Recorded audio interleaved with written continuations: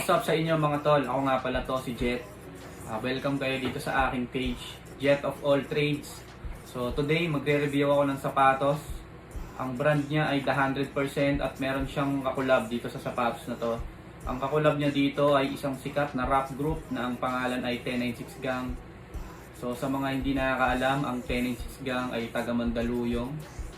At meron silang mga million na views, 'di ba, sa mga kanta nila at puro mga hit song. So nandiyan yung pajama party, 'di ba? So sino ba namang hindi makakaalam ng kanta na 'yan?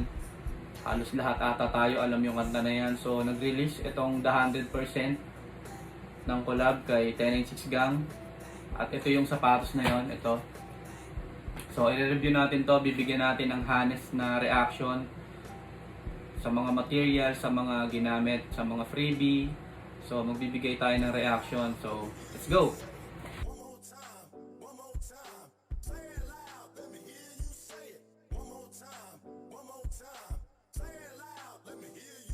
So ito na, bubuksan natin yung box. Ayan, pag open natin ng box, nandito yung papel.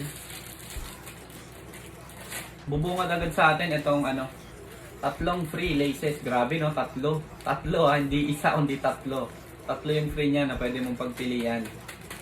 So dyan pa lang parang kudos na agad, di ba? Kasi bibihira yung mga sapatos na nagbibigay ng tatlong extra laces para sa kanilang sapatos.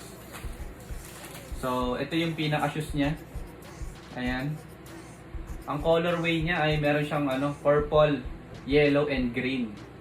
Di ba? Ang lakas maka-reggae. So ayan, paikutin muna natin. At ito yung kabilang pair. Ayan ang kabilang pair. So dito, makikita natin yung logo ng 1096 Gang. Ang material niya dito ay pinrint lang siya, print lang. Pero dito, pagdating dito, ang logo na ng The 100% ay naka-embroid na siya.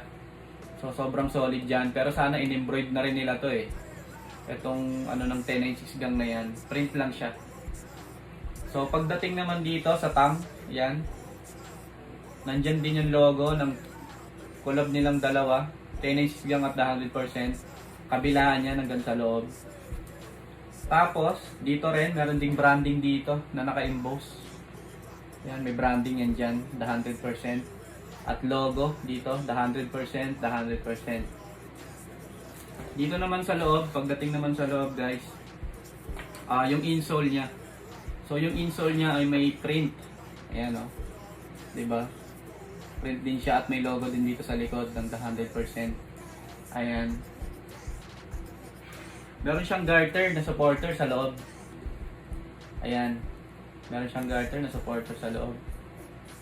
Ito yung kabilang pair. Yan ang kabilang pair. So ang SRP nga pala nila dito sa sapatos na to ay 2,500. Pero ang pagkakaalam ko ay sold out na to. Ngayon ko lang siya na-review kasi ngayon lang ako nagkaroon ng time. Sold out na to, itong release nila na to. Alam ko ang pinaka-latest nila is yung collab nila with Team Payaman. So itong particular na design na to ay sold out na to. Ito yung gantong colorway na collab ng 1096. Ayan, sobrang solid nito sa halagang 2,500, di ba? Ang pinaka nagustuhan ko dito guys ay yung niya, yung cushioning niya sa loob. Yan, makapal yung tang niya. Makapal yung foam sa tang. Tapos meron siya ditong cushioning kung nakikita nyo. Ayan. Kung nakikita nyo yan. Ayan, wala niyan sa ibang sapatos. So para sa akin bago yan. Hindi naman bago, siguro hindi lang ako nagkaroon ng sapatos na may gantong cushioning sa loob. Ayan kung nakikita nyo yan. Talagang yakap na yakap yung mo dyan eh. Ayan yakap na yakap yung paa mo dyan. Kaya para sa akin, ang pinaka all over na rate ko dito sa design nila na to, para sa akin ay 9 out of 10. So para sa akin, ang pinaka downside niya lang dito sa sapatos na to ay ito, yung pinaka brand ng 1096, sana in-embroid na lang to. At saka yung tang niya medyo maiksi. Para sa akin lang hindi ko naman sinasabi na, syempre iba-iba tayo ng preference sa gusto nating Pero para sa akin kasi, kapag sinagad ko na yung lace dito, yan, pag sinagad ko yung lace dyan, sobrang ikli na ng tang. Nakikita na yung paa ko dito. So para sa akin lang, sa mga nakasuot na netong sapatos na to, sa tingin nyo ba maikli ba yung tang niya? Dapat bang makarating to sa THP or ganun lang talaga yung pinaka-design nila? So para sa akin, all over, napaka-solid ng sapatos na to. Kasi bibihira yung local brand na nagre-release ng sapatos.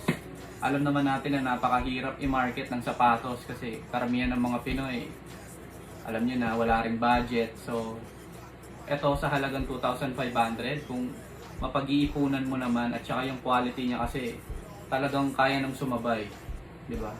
Oh, napakasarap nito sa paa, napakadami niyang foam. Yakap na yakap yung paa mo dito. Tsaka para sa akin, nakahawak na ako ng ibang THP na sapatos, pero parang ito yung pinaka nagustuhan ko since all leather siya. Meron kasi silang release, di ba, na fabric. So ito, all leather yung ginamit. Yan, leather yan lahat. Leather lahat yan ah. Wala siyang fabric dyan. Kaya makinang siya kapag sinuot. So, mas lalo siyang napapansin. Hindi katulad ng mga denim. Para sa akin lang. Para sa akin lang, mas trip ko yung leather. Yan. So, ayan po yung 10 and 6 na collab ng THP.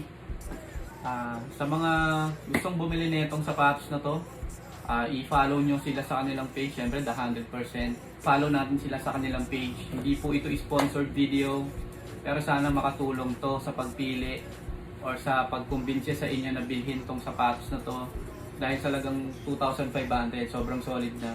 At makakasuporta tayo sa local brand at sa mga local owners na tinataguyod yung mga small business nila. Maraming salamat sa inyo at saludo. At yun lang, dito na po matatapos ang ating video. Follow nyo nga po pala sa ang aking page, Jet of All Trades. Huwag kalimutang mag-like and share sa video na to. Mamimigay tayo ng mga freebies kapag may nagbigay sa atin or may nag-sponsor. So yun lang, maraming salamat, peace out.